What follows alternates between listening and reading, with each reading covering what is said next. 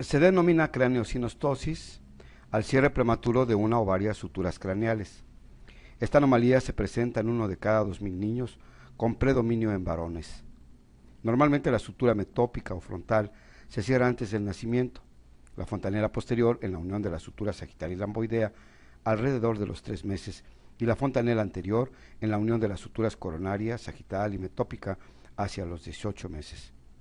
Tras la fusión de una sutura se produce un crecimiento paralelo a esta, es decir, el crecimiento se detiene en sentido perpendicular a ella. La fusión propiamente dicha se palpa como un reborde. Las suturas craneales no pueden separarse por aumento de la presión intracraneal a partir de los 12 años. El cierre prematuro más frecuente se produce en la sutura sagital y origina la escafocefalia, dolicocefalia o cabeza alargada. Le sigue en orden de frecuencia el de la sutura coronal, que puede ser uni o bilateral. Si es unilateral, da lugar a una cresta unilateral, con protrusión de la órbita y aplanamiento de la zona frontal del lado afectado, plagiocefalia anterior, que produce una expresión burlona. Si el cierre prematuro es bilateral, aparece braquicefalia, que se hace evidente por un cráneo anormalmente ancho. El cierre de todas las suturas, con las consiguientes anomalías faciales de hipertelorismo, proptosis y atresia de coanas, constituye la disostosis craneofacial o enfermedad de Crusoe. Se trata de un proceso hereditario de carácter autosómico dominante con expresión variable. La inteligencia es normal, pero el cierre prematuro puede interferir con el crecimiento del cerebro, así como el drenaje del líquido cefalorraquídeo, originando una hidrocefalia. En la acrocefalia o síndrome de Apert, la cabeza está alargada a consecuencia del cierre prematuro de todas las suturas. Las órbitas son poco profundas, con la consiguiente exoftalmia, y existen sindactilia y polidactilia. La herencia es autosómica dominante y el primer caso se suele deber a una mutación espontánea, de forma que el riesgo de que los padres no afectados tengan otro niño con malformación es prácticamente nulo, mientras que el riesgo de que una persona afectada transmita el defecto es de un 50%.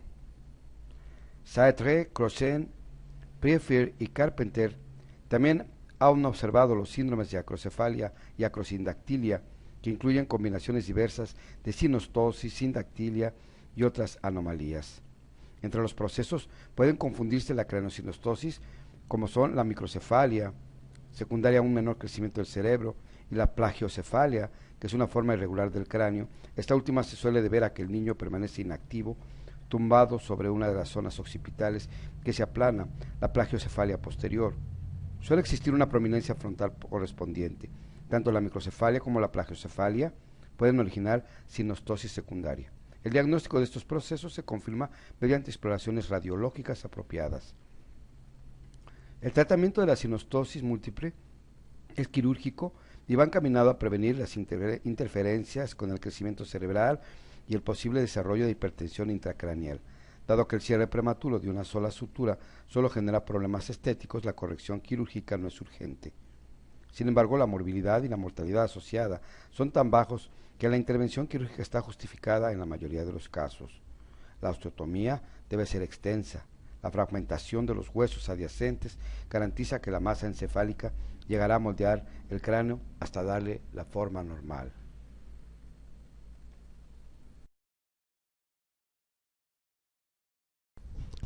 Ahora hablaremos de la hidrocefalia.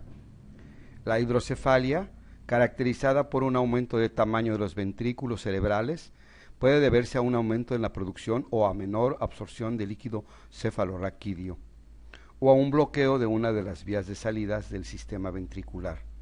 Las formas más corrientes de hidrocefalia aparecen en lactantes. Debido a que las suturas craneales todavía no están fusionadas, el tamaño de la cabeza aumenta y aumenta progresivamente.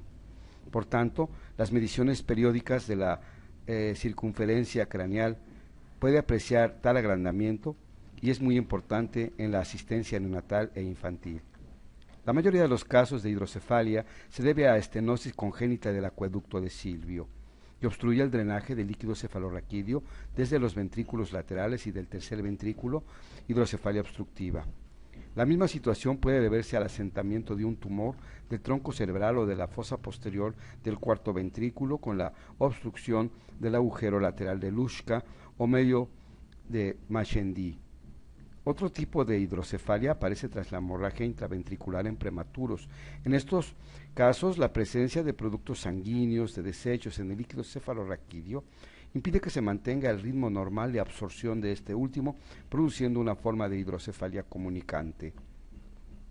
En la hidrocefalia infantil avanzada, las venas del cuero cabelludo aparecen distendidas debido a que el drenaje venoso está alterado a consecuencia de la presión intracraneal elevada. La desviación de los ojos hacia abajo, calificada como ojos en puesta de sol, probablemente se deba a la presión transmitida al mesencéfalo por dilatación de la parte posterior del tercer ventrículo que produce la parálisis de la mirada hacia arriba o síndrome de Perinaud, observada en las lesiones que afectan la región del tubérculo cuadrigémino superior. El lactante afectado aparece emaciado debido a la desnutrición y a los vómitos recurrentes que acompañan la hipertensión intracraneal. La sección cerebral coronal que se muestra en la ilustración indica que la hidrocefalia se debe a una obstrucción de la vía del desagüe por debajo del tercer ventrículo o que se trata de una forma de hidrocefalia comunicante, caso en el que en el cuarto ventrículo estaría también dilatado. El diagnóstico diferencial se logra mediante la tomografía computarizada. La hidrocefalia obstructiva se presenta frecuentemente en adultos con tumores cerebrales que inciden sobre las estructuras ventriculares comentadas. Asimismo, puede observarse hidrocefalia comunicante con presión intracraneal elevada tras una hemorragia intracraneal o una infección que se origine a un bloqueo de la absorción del líquido cefalorraquídeo, como suele ocurrir en los niños.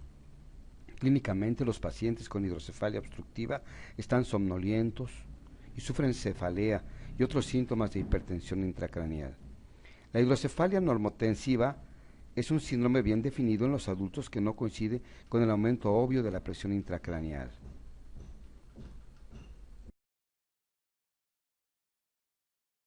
Platicaremos ahora de la hemorragia intracraneal en el recién nacido.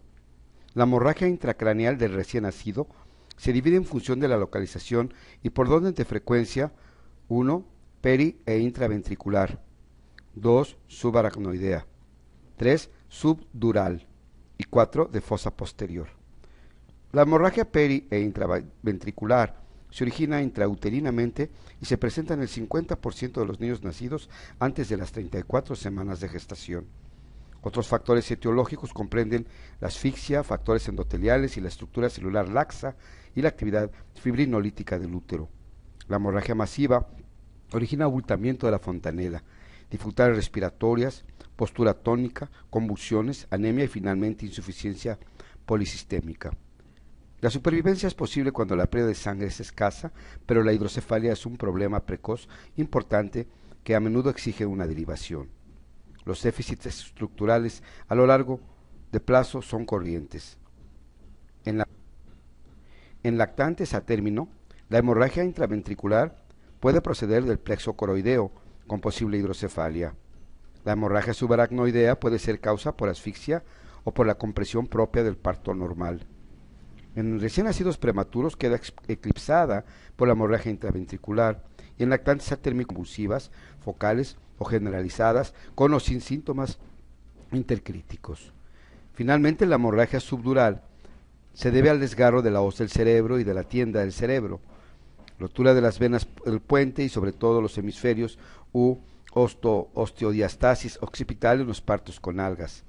Las causas incluyen la deformación excesiva por compresión durante el parto, el tamaño del niño y las dificultades de extracción.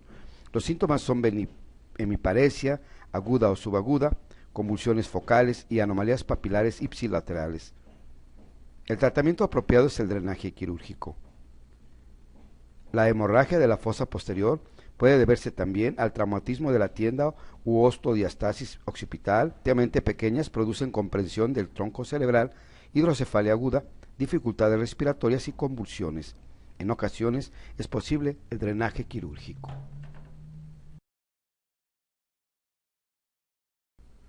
Hablaremos ahora de la hemorragia extracraneal y fracturas de cráneo en el recién nacido. La moderna práctica obstétrica ha reducido la incidencia de traumatismos en el recién nacido, asociados a primiparidad, superfetación, partos difíciles o de nalgas y empleo de forceps. El caput succedaneum es una hinchazón edematosa que puede ser hemorrágica. Se observan partos vaginales, puede transiluminarse, es blando, se hunde y suele localizarse en el vértex, sobre las líneas de sutura, y se resuelve rápidamente.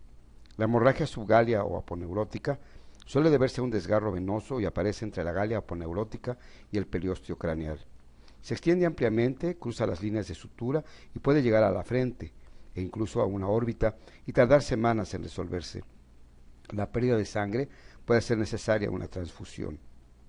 El cefalohematoma es una hemorragia subperióstica asociada con fractura lineal del cráneo en alrededor del 5% de los casos.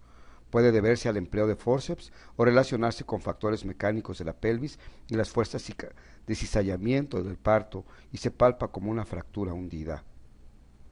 En cuanto a las fracturas de cráneo, estas en los recién nacidos se dividen en lineales, deprimidas u osteodiastasis occipital.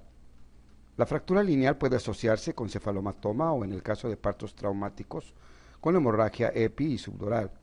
La mayoría se cierra sin complicaciones y en raras ocasiones se hacen diastásicas y van acompañadas de un quiste leptomeningio debido a desgarros durales y leptomeningios. Las fracturas por hundimiento, ping-pong, tienen escasa importancia clínica. Se deben en su mayoría al empleo de forceps, pero algunas son consecuencia de traumatismos intrauterinos contra prominencias pélvicas en accidentes de automóvil o caídas, así como durante el parto.